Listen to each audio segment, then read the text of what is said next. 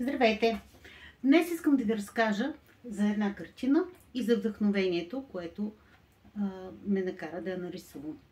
Става въпрос за подарък за един юбилей, като поръчаха ми да направя една картина, но както знаете, аз рисувам абстрактни картини и много трудно да нарисувам нещо, в което човек да се познае.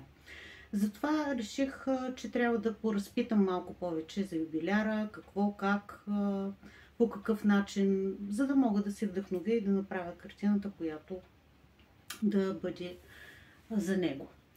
Фактически поразпитах и се оказа, че всъщност човека обича футбол, любимия му отбор е Ливърпул. И брат му е направил за подарък за юбилея, му подарява наживо гледане на матч на любимия му отбор. И не само това, а матчът е в самия Ливърпул и двамата отиват заедно в Англия, за да го гледат. Моята помощничка идва. Фактически това ми направи страхотно впечатление, направо ме вдъхнови и аз започнах да разглеждам какво всъщност представлява Ливърпул. Разгледах логото на самия клуб и там има нещо, което изключително силно впечатли. Това е надписа "Ти никога повече няма да вървиш сам". И фактически това изведнъж отключи вдъхновението и се роди картината.